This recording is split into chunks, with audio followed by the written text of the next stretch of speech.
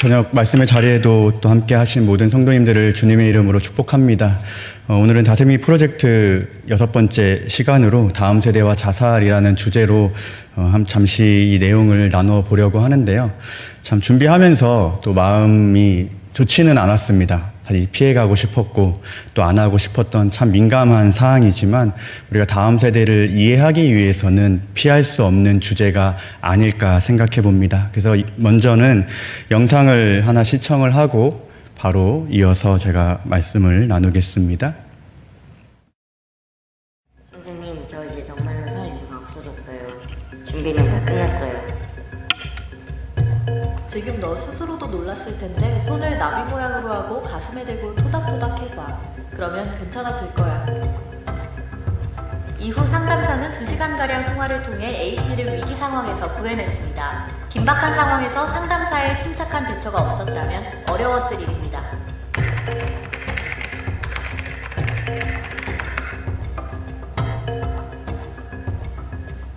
실제 자살 상담 현장에서 따뜻한 말 한마디는 누군가의 삶을 지키기도 합니다. 주변의 관심과 소통으로 얼마든지 예방할 수 있는 자살. 그런데도 왜 우리는 이를 막지 못하고 있는 걸까요? 우리나라 자살률이 최근 10여 년간 경제협력개발기구 자살로 인해서 벌어진 비극이었습니다. 중 자살이 1위였습니다. 10년 넘게 OECD 국가 중 자살률 1위를 기록하며 자살공화국이란 운명에서 벗어나지 못한 대한민국. 지난해 자살자 수는 12,463명으로 여전히 OECD 국가 중 2위를 기록하고 있습니다. 이에 문재인 정부는 역대 정부 최초로 자살 예방을 국정과제에 포함시키며 관심을 쏟고 있는 상황이죠. 그런데 왜 우리는 이웃들의 자살을 막지 못하는 걸까요? 문제의 실마리는 자살을 막는 사람들에 있습니다. 자살을 생각하는 사람들이 도움을 청할 수 있는 구청 자살예방센터에서 일하는 상담가들. 바로 이들이 현장을 떠나고 있기 때문이죠. B씨는 구청에서 자살 예방 업무가 위탁 운영에서 직영으로 전환되면서 일을 그만두게 되었습니다. 자살 예방 업무가 직영으로 진행될 경우 직원들은 시간 선택 임기제 공무원 신분으로 전환됩니다. 사표를 제출한 이는 B씨뿐만이 아니었습니다. 송파구에서는 2~3명을 제외하고 모두 직장을 떠났습니다. 왜 자살 예방 시스템을 이렇게밖에 운영할 수 없는 걸까? 전문가들은 결국 비용 문제라고 지적합니다. 문재인 정부 들어 자살 예방 예산은 2년 사이 119억 원 급증했습니다. 비교적 상황이 나아지고 있다고 생각할 수 있습니다. 하지만 일본의 자살 예방 예산은 2012년 1,868억 원에서 2017년 7,508억 원으로 확 늘었습니다. 과감한 예산 투입으로 집중적인 자살 예방 사업을 펼친 결과 일본은 최근 10년간 30% 이상의 자살률 감소를 보였죠. 일본의 경우 많은 투자를 통해서 자살률을 지난 10년간 약 30% 감소시킨 그런 효과를 발휘한 적이 있습니다. 우리도 현재보다는 적어도 2배 이상의 보다 실질적인 효과를 가져올 수 있는 과감한 투자가 필요한 시점입니다. 더 이상 개인의 선택이 아닌 사회 문제인 자살. 이를 해결하기 위해선 자살 예방 시스템이 제 기능을 하는 게 우선이겠죠. 자살 예방 상담가들이 전문성을 충분히 발휘할 수 있는 환경이 만들어져야 할 것입니다. 네, 오늘은 자살이란 주제를 통해서 신학적, 성경적으로 말씀드리지는 않고요. 우리가 실제적으로 일어나고 있는 것들을 피부로 조금 와닿게 하기 위해서 통계라던가 또한 원인이라던가 이런 것들을 함께 생각해보는 시간을 가져보려고 합니다. 자살이라는 단어는요, PPT 화면을 좀 계속 띄워주시면 감사하겠습니다. 영어로 suicide라는 의미를 가지고 있는데 이 suicide는 라틴어 수이와 캐도를 합성한 합성어입니다. 정리하면 자신의 죽음을 초래한 의도를 가지고 자신의 생명을 끊는 행위를 자살이라고 말합니다. 그렇다면 먼저 살펴볼 것은 현재 우리 한국 사회에 어떻게 자살이 일어나고 있고 어떠한 실태인지 통계를 통해서 한번 살펴보겠습니다. 앞선 영상에서는 우리나라가 2위로 나왔습니다. OECD 국가를 대상으로 매년 조사를 하고 있는데 리투아니아라는 나라가 최근에 OECD에 가입을 하게 되면서 리투아니아라는 나라가 1위가 되었고 우리나라는 현재 2위입니다. 이건 2019년 기록으로 10만 명당 24.6명의 자살률을 보이고 있습니다. OECD 평균 11.3%의 2배 이상에 달하는 숫자입니다. 특별히 우리가 중요하게 생각해야 할 것은 이 연령대별 사망 원인 구성입니다. 10대, 20대, 30대 이 사망 원인 1위가 자살입니다. 연간 자살로 사망하는 10대는 이 사망하는 인구 중에 30%가 자살로 생을 마감하고 20대는 43.8%, 크게 보면 2명 중 1명은 자살로 생을 마감합니다. 그리고 30대는 35.8%, 30%에서 43%에 이르기까지 10대보다 30대의 사망 원인은 자살이라고 볼 수가 있습니다. 2020년 기준으로 10만 명당 25.7명이 자살하고 있습니다. 숫자로 하면 1만 3,195명입니다. 최고의 가치인 생명을 버리는 한국 사회라는 제목을 달아보았는데요. 심각한 것은 무엇이냐면 앞선 예산 투입과 여러 가지 정책들 그리고 수많은 사람들의 관심 덕분에 자살률 자체는 해년마다 감소하고 있습니다. 그런데 중요한 것이 무엇이냐면 10대와 20대의 비율은 매년 늘어가고 있다는 겁니다. 2015년과 19년을 비교해보면 10만 명당 13.5명이었던 자살률이 5년 만에 26.9명으로 2배 이상으로 늘었습니다. 자, 2019년과 2020년을 비교해 보니까 10대의 경우에는 9.4%가 늘었고 또 20대의 경우에는 12.8%가 증가했다고 합니다. 자살하는 원인들이 여러 가지가 있는데요. 연령별로 좀 이렇게 정리를 해보면 10대부터 30대의 경우에는 정신적인 어려움 때문에 스스로 목숨을 끊게 되고 31세에서 50세의 경우에는 경제적 어려움 때문에 스스로 목숨을 끊고 51세에서 60세는 정신적 어려움, 61세 이상의 노년의 경우에는 육체적 어려움 때문에 스스로 목숨을 끊는다는 조사 결과가 나와 있습니다.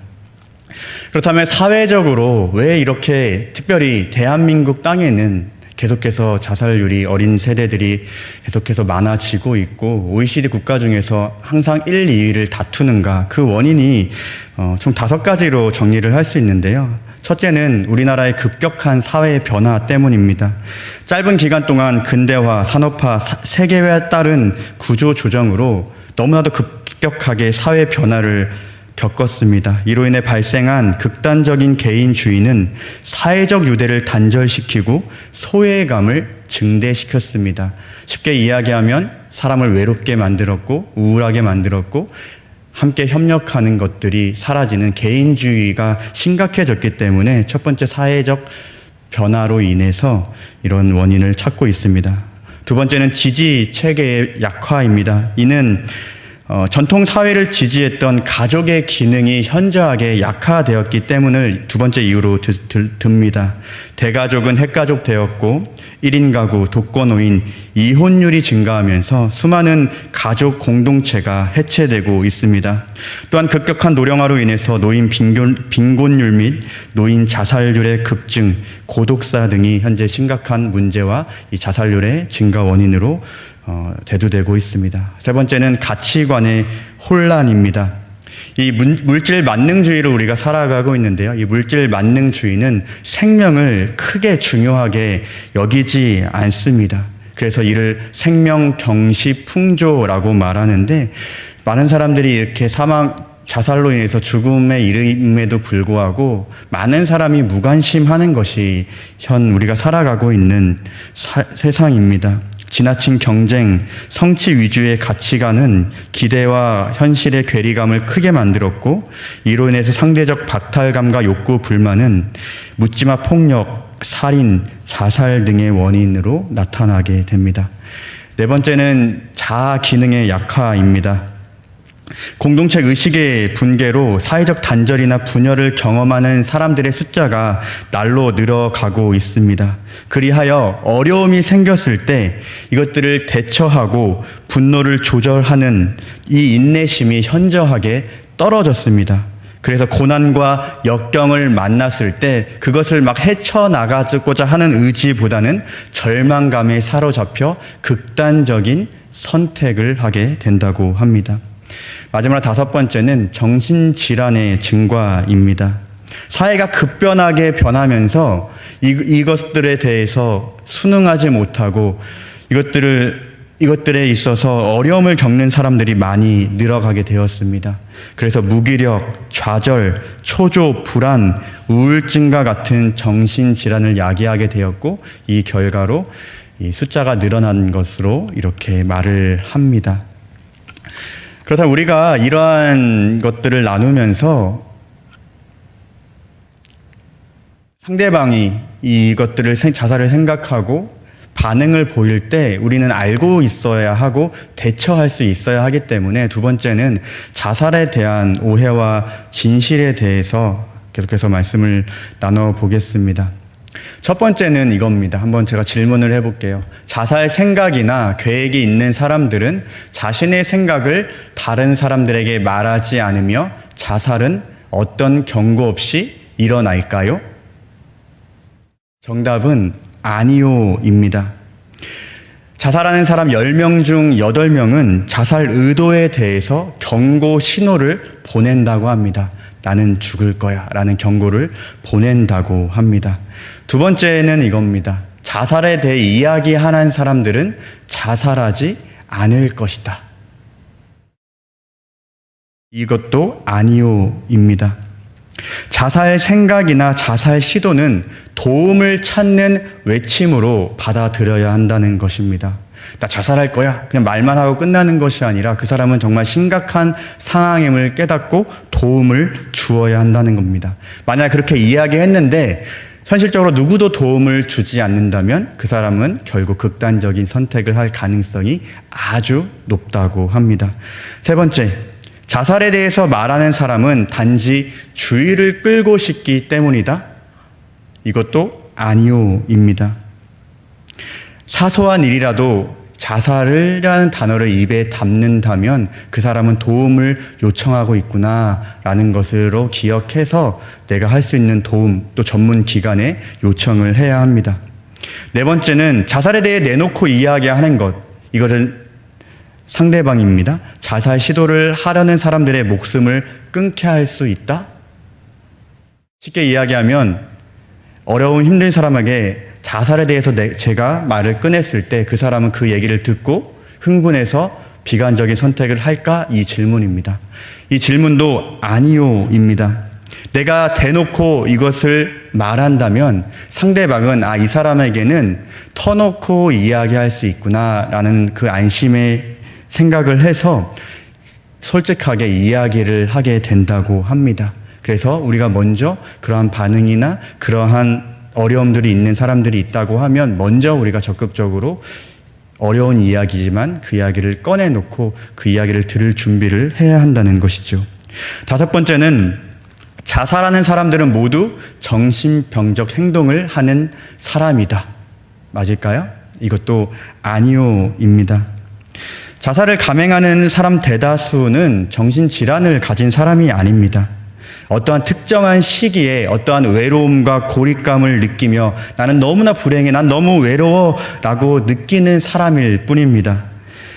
결국에는 이러한 어려움 가운데 어떠한 도움도 받지 못하고 어떠한 해결책을 제시하지 못할 때 극단적인 선택을 한다고 합니다. 이것은 누구나 겪을 수 있는 그러한 일이라는 것을 우리는 알아야 합니다.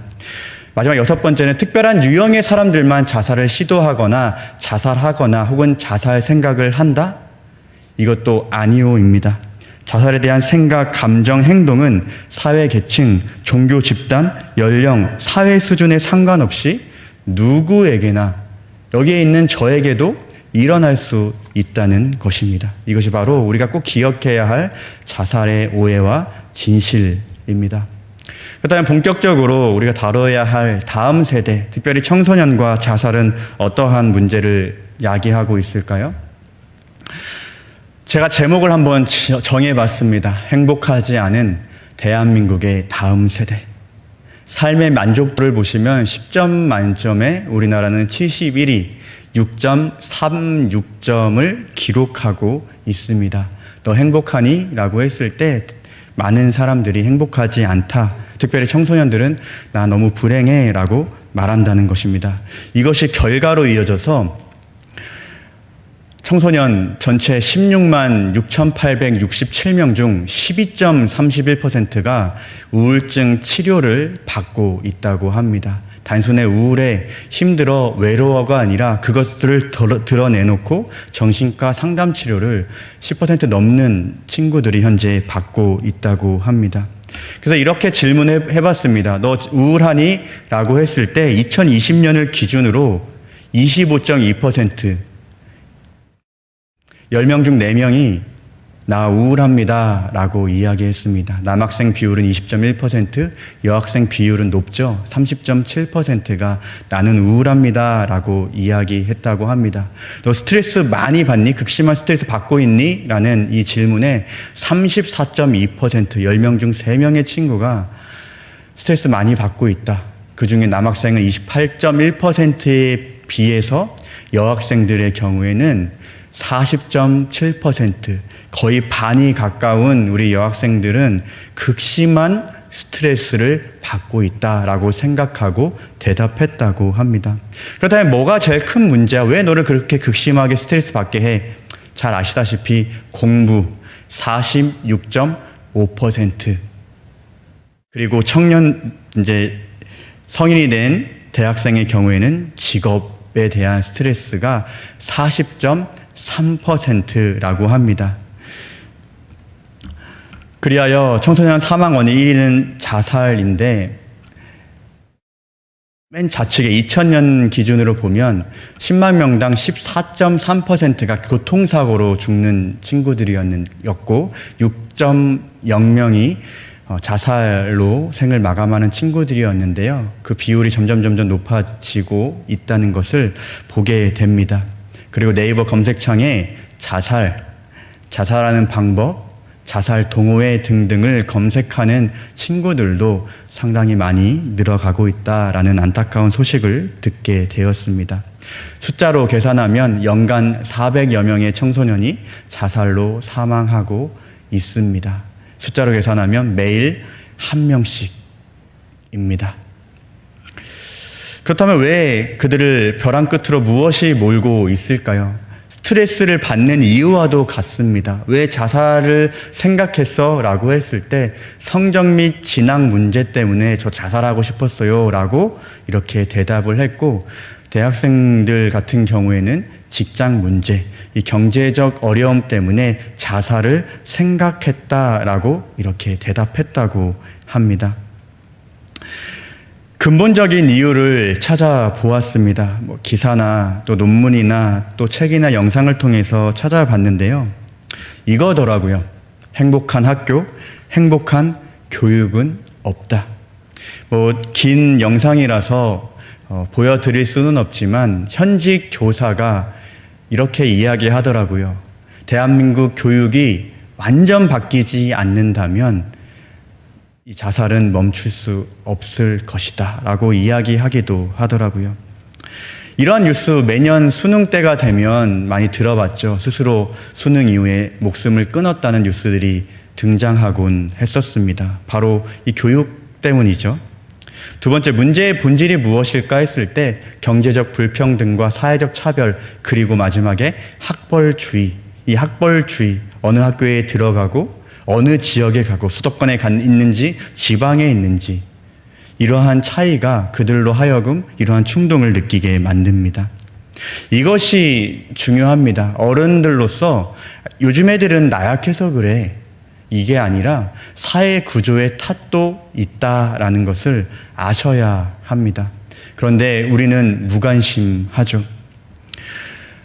저만 해도 중고등학교 때 학원 다니는 친구가 많이 없었습니다. 그런데 지금은 1등이나 제일 마지막 등수나 상관없이 학원에 다닙니다. 거의 99.9% 학원을 다닙니다. 왜 그럴까요? 부모들이 불안하기 때문입니다. 아이들을 나도 모르게 그런 경쟁 체계로 학벌주의로 몰아내고 있습니다. 그런데 우리는 어른들은 그것을 전혀 모른 채 그래 공부 잘하면 좋은 거지 2학년 공부 잘하면 좋겠지라는 그러한 말로써 우리 아이들의 마음을 다치게 하고 아프게 하고 그런 심각한 충동을 느끼게 만든다는 사실을 우리는 기억해야 합니다. 너무나도 잘 아는 드라마죠. 2018년 11월부터 2019년 2월까지 너무나도 인기리에 방영되었던 스카이캐슬 너무나도 잘 아시죠? 메가스터디 아저씨가 현실이라고 이렇게 말했다고 합니다. 이 드라마는 대한민국의 사교육의 어두운 이면을 잘 보여주는 드라마였는데요. 제작진들은 이 드라마를 통해서 우리나라가 과도한 사교육 때문에 이렇게 아이들이 힘들어하고 있다라는 것을 알려주기 위해서 이 드라마를 제작하였고 선풍적인 인기를 끌었습니다. 그런데 그 결과가 어떻게 된지 아십니까? 제작진은 우리가 잘못했구나 돌이키기를 원해서 이러한 드라마를 만들었는데 정작 현실에서는 드라마의 인기로 입시 코디네이터, 입시를 지도해주고 입시뿐만 아니라 생활 패턴도 지도해주고 면접도 지도해주고 논술도 지도해주는 그런 입시 코디네이터가 전보다 더욱더 더 많이 성행하는 등 교육 변종 사업이 이 드라마 이후로 더 많이 행해졌다라고 합니다. 또한 청년들은 어떠합니까? 이생망이라는 단어를 들어보았나요? 이번 생은 망했다의 준말이 이생망입니다. 대한민국을 살아가는 수많은 청년들이 자신은 이생망이다. 나 이번 생은 글러먹었어. 이번 생은 틀렸어. 망했어. 라고 생각하며 살아간다고 합니다. 왜 그럴까요? 앞이 보이지 않는 캄캄한 어둠 가운데 있기 때문입니다. 언제나 취업에 대한 불안감을 가지고 살아갑니다. 취업되면 끝일까요? 내 집은 마련하는데 내 집에 마련할 수 있는 그러한 소망조차 없기 때문에 그렇게 어려움을 겪고 살아갑니다. 결혼 또한 어떠합니까? 내 상편에 내 현실에 그러나 어른들은 하라고 하고 그런 압박감, 또 결혼한 이후에도 육아와 자녀 교육에 대한 부담감, 나는 이렇게 살았기 때문에 차라리 자녀를 안 낳고 사는 게 더 낫지 않을까라는 이것들이 현재 살아가는 청년 세대의 생각 아닌가요? 불안감, 부담감, 압박감이 이 시대 청년들을 벼랑 끝으로 몰아가고 있습니다. 벼랑 끝에서는 선택은 단 하나입니다. 스스로 목숨을 끊던가 그냥 불안감 가지고 부담감을 가지고 압박감을 가지고 그냥 불안한 삶을 살아갈 것인가. 이러한 선택의 기로에 놓여있는 그 청년 세대들의 아픔을 우리가 기억하며 따뜻한 말 한마디를 우리가 해줘야 하지 않을까 생각합니다. 자살이라고 하면 특별히 교회 안에서는 우리가 전혀 상관없는 것이라고 생각합니다. 이 자살을 그렇다면 우리는 그리스도인으로서 어떻게 받아들여야 할까요? 이겁니다. 무조건적으로 이해하고 관심을 가져야 합니다. 로마서 12장 15절 말씀처럼 함께 즐거워하고 함께 울어주는 것이 바로 우리의 역할이 되어야 합니다. 우리는 자살을 생각하고 자살을 시도하고 혹은 자살로 죽은 그 영혼들을 하나님께서 주시는 긍휼의 관점으로 바라보아야 합니다. 자살했으니까 지옥 가니까 자살하면 안 돼. 이 정도로 생각해서는 안 되고 그들의 아픔과 상처를 어루만지지 못했던 그러한 마음을 가지고 긍휼의 마음을 가져야 합니다. 기독교 신앙은 스스로 목숨을 끊는 것을 용납할 수 없습니다. 자살을 방조하고 자살이 맞다라고 이야기할 수는 없습니다. 그러나 우리에게 필요한 것은 정죄가 아니라 하나님께서 우리에게 주신 긍휼의 마음을 가지고 얼마나 힘들었으면 그랬을까? 얼마나 외로웠으면 그랬을까? 얼마나 압박감을 가지고 부담감을 가지고 그랬으면 그러한 시도를 하고 그렇게 했을까라고 이렇게 생각해야 합니다. 자살로 생을 마감하는 사람이 한 명 있으면 그것 때문에 아파하는 사람은 10명, 20명이 있다는 것을 또한 우리는 기억해야 합니다. 남겨져 있는 유가족들이 있거든요. 그것까지 우리는 생각해야 합니다. 그걸 생각한다면 바로 내 이웃이 그런 아픔을 겪었기 때문에 우리가 어떻게 함부로 자살하면 지옥 가, 자살하면 벌 받아 이렇게 이야기할 수 있겠습니까? 이러한 마음이 필요합니다.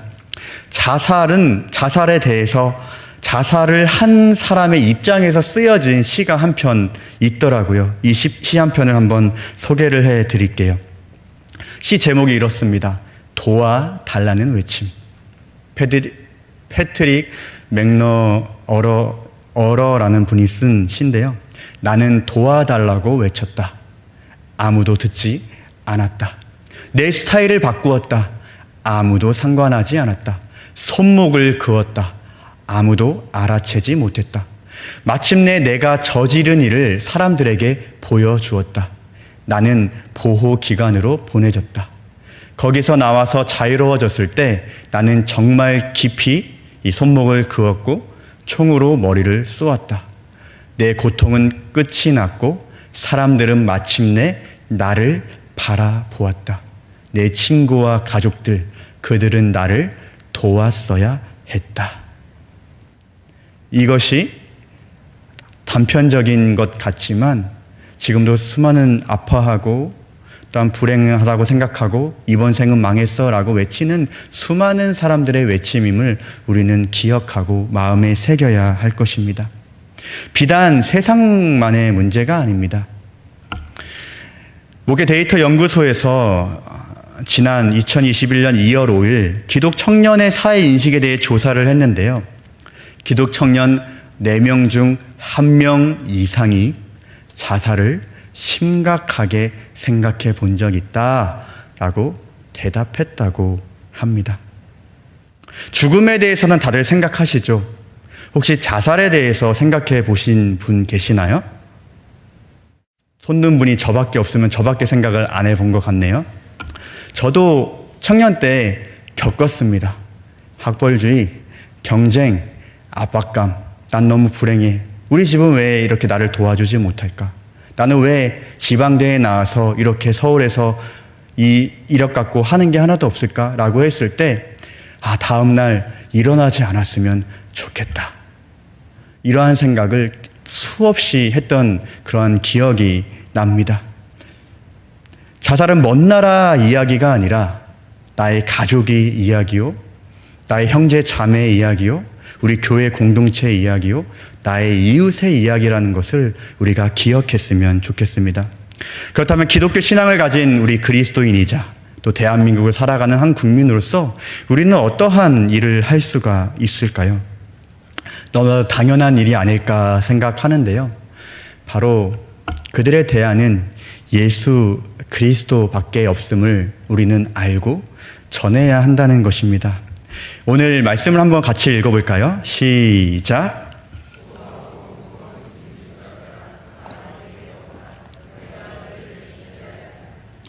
아멘. 이것이 정답 아닐까요? 우리는 이렇게 해야 합니다. 성도님들에게 말씀드리고 싶은 결론인데요. 하나님의 사랑과 긍휼의 마음으로 이해해야 합니다. 이제 앞으로는 뉴스에 이 자살이나 이러한 극단적인 시도를 했다거나 이러한 뉴스를 들으시거나 보시면 오늘 이 강의를 들었을 때 전후로 아마 나뉘시지 않을까 생각해 봅니다. 저 특별히 이것들을 한 주간 묵상하고 준비하면서 마음이 굉장히 불편하더라고요. 그런데 누군가의 불편함이 누군가에게는 사랑이 되고 누군가의 도움이 되지 않을까라는 생각에 수많은 자료들을 이제 검색하고 이렇게 함께 나누게 되는데요. 그러한 마음을 들었을 때 또 그들의 그런 뉴스를 보았을 때 하나님의 사랑과 긍휼의 마음으로 그 자리에서 함께 기도할 수 있는 저와 성도님들 되시기를 바랍니다.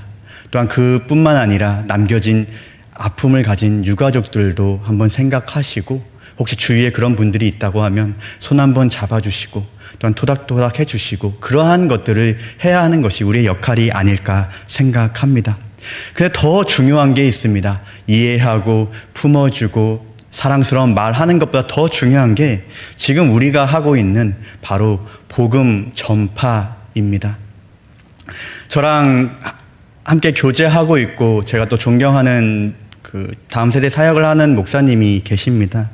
근데 그 목사님이 사역의 패러다임이 전환된 큰 사건이 하나 있었습니다. 그것은 바로 자신이 맡았던 부서 아이의 자살이었습니다. 주일에 만난 아이가 그 주중에 아파트에서 뛰어내려서 생을 마감한 겁니다. 초등학교 고학년의 나이로. 그래서 그 목사님의 사역의 패러다임이 복음 전도로 바뀌었습니다. 이 아이가 내일 또 그러한 사고나 사건이나 스스로 생을 마감하면 어떡하지? 이 마음 때문에 사역의 패러다임이 바뀌어서 아이들에게 끊임없이 전도하라고 이렇게 권면하고, 설교가 복음, 복음, 복음, 전도, 전도, 전도, 이러한 패러다임으로 바뀌었다고 합니다. 제가 그 교제를 하면서 그 이야기를 듣고 저도 참 마음이 많이 찔리고, 또 지금 새생명 초청 축제를 또한 진행하면서 저도 누구를 또 전도하고 또 모셔올 수 있을까 계속해서 고민하고 있는데, 이것이 필요하다, 그들에게 복음이 필요하다라는 것들을 인식하면서 이 10월 한 달 동안 누구에게 복음이 필요할까? 내 주위에 가장 외롭고 소외되고 아프고 또 불안감을 가지고 있고 그러한 사람이 누구일까 한번 쭉 살펴보시면서 가장 복음이 필요한 사람에게 복음을 전하시고 그들에게 사랑을 전하시는 저와 모든 성도님들 되시기를 축복합니다. 왜 복음 전파를 해야 할까요? 통계로 한번 보여드리려고 하는데요. 이겁니다. 코로나 시대를 맞이해서 이 세계 단체에서 조사를 했는데요. 조사 결과가 이럽니다. 기독 청년, 신앙 수준이 높을수록 생활 만족도 높다. 여기 맨 왼쪽에 보면 제가 표가 작을까봐 말씀드리면, 기독 청년들에게 조사를 했는데 당신은 당신의 삶에 만족합니까? 라고 했을 때 만족한다 비율이 33%, 34%, 불만족한다 비율이 38%가 나왔다고 합니다. 교회를 다니든지 안 다니든지 불만족하는 퍼센트가 더 많이 나왔다고 합니다. 그리고 어떻게 하면 만족할 수 있을까라고 했을 때 경제적인 수준이 더 높아야 한다는 대답이 63%가 나왔고, 경제적 형편이 안 좋으면 불행하다라는 대답이 나왔다고 합니다. 그런데 중요한 건 다음 질문이었습니다. 기독교 입문, 이제 막 교회를 다닌 사람들이 생활에 만족합니까? 라고 했던 비율은 24%였는 반면에 그리스도 중심으로 살고 어떻게든 신앙으로 살아가려고 했던 기독 청년들은 그나마 65%가 나는 나의 삶에 만족한다라고 대답했다고 합니다.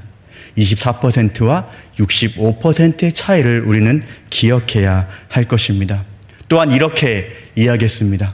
내 미래, 희망이 있다. 72%. 그런데 왜 이것이 놀라우냐면, 한국 사회 미래 전망에 대해서 앞으로 우리 한국 사회가 희망이 있습니다 라고 하는 대답에 57%만 희망이 있다고 대답하고, 나머지는 한국 사회에 희망이 없다라고 대답한 것에 반해서 내 미래에는 희망이 있다고 대답했다는 겁니다. 이것이 무엇입니까? 사회가 어렵고 망했다고 하고 불안하다고 하고 부담감, 압박감, 여러 가지 고난이 있다고 해도 신앙을 통해서 그래도 하나님을 믿는 나에게는, 나의 삶에게는 소망이 있구나, 희망이 있구나, 그 마음을 가지고 살아간다는 겁니다. 그래서 특별히 다음 세대에게 복음이 필요하고 신앙이 필요하다는 겁니다. 이 통계를 통해서 우리가 알 수 있습니다. 제가 지난 3월부터 다세미 프로젝트를 준비하면서 가장 중점에 두었던 것은 성도님들의 관심이 조금이나마 다음 세대에 두게 만드는 것이었습니다. 그래서 제가 말하는 관심은 이 그림처럼 그래 관심 한번 가져보자 이 정도의 관심을 말씀드리는 것이 아닙니다. 마음에 우러나지 않는 그러한 관심이 아니라 이 강의를 들었다면 이 말씀들을 들었다면 이렇게 아파하고 이렇게 불행하게 살아가고 있는 죽음을 향해 달려가고 있는 이 세대들에게는 그리스도인 나는 무슨 일을 해야 할까? 이 고민까지 하는 것이 바로 우리에게 필요한 관심이 아닐까 생각합니다. 또 고민을 끝나는 것이 아니라 작고 사소한 일. 여기 대부분 또 성도님들이 계시는데 청년들을 만났을 때 이것도 작고 사소한 일이죠. 청년들을 만나고 또 청소년들을 만나고 했을 때 따뜻한 말 한마디. 너 참 고생 많다. 그래도 우리 때는 그래도 좀 살만했는데 너희 참 어려운 시대를 살아가는구나. 너무 희망 없고 소망 없는 시대를 살아가는구나. 너무 수고 많다. 그냥 숨 쉬는 것만으로도 너희는 감동이야. 이러한 우리의 말을 해준다면 그것도 작은 실천과 우리의 마음으로 우러나는 관심이 아닐까 생각해 봅니다. 이러한 관심의 결과로 이 라이프 호프라는 기독교 단체가 있더라고요. 기독교 자살 예방 센터입니다.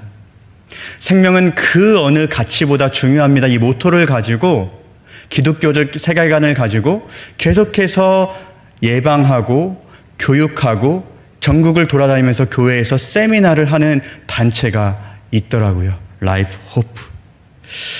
그러면서 조금 더 조사를 해보니까 우리나라도 9월 10일에 세계 자살 예방의 날이 정해져 있더라고요. 매년 9월 10일이 되면 세계 자살 예방의 날로 이렇게 보내고 있더라고요. 그리고 앞서 말씀드린 라이프 호프 단체를 비롯한 교회와 여러 단체들이 이 9월 10일 세계 자살 예방의 날에 맞추어서 주일에 생명을 살리는 그리스도인 생명 보듬 주일로 이렇게 지키고 있더라고요. 지난 9월 12일에도 이 생명 보듬 주일로 이렇게 보냈던데요. 이 주제 영상을 한번 보시고 이 주제 영상에 보면 기도 제목이 나와 있는데 이 영상을 보시고 함께 기도의 자리로 나아가도록 하겠습니다. 지긋지긋하다. 밖에 나가지도 못하고 너무 힘들어. 에휴, 코로나 때문에 장사가 안 돼. 빚도 갚아야 되는데. 우울해. 죽고 싶다. 코로나 블루는 코로나19 확산으로 일상에 큰 변화가 닥치면서 생긴 우울감이나 무기력증을 뜻합니다. 2020년 3월부터 8월 사이 보건복지부 자살예방 전문 상담 전화가 전년 대비 3배 증가했고 실제 자살 시도자의 응급의료비 지원 건수는 전년 대비 300회 이상 증가했습니다. 이대로는 위험합니다. 코로나 블루로 인한 유보된 자살이 지금 우리 앞에 다가와 있습니다. 우리에겐 하나님께서 주신 소중한 생명을 지켜야 될 사명이 있습니다.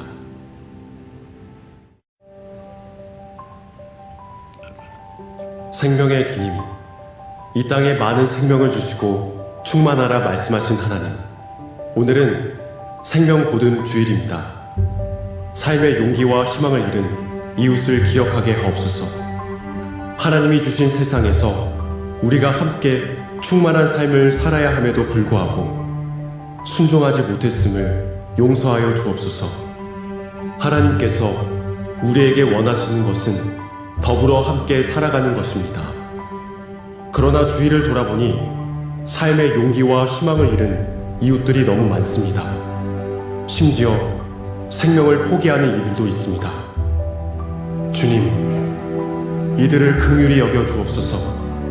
우리가 손을 펴고 마음을 열어 주님의 사랑을 나누게 하옵소서. 주님의 사랑으로 살아갈 용기와 희망을 전하게 하옵소서. 우리 그리스도인들이 이 세상에 생명의 메신저가 되게 하옵소서. 당신은 소중합니다.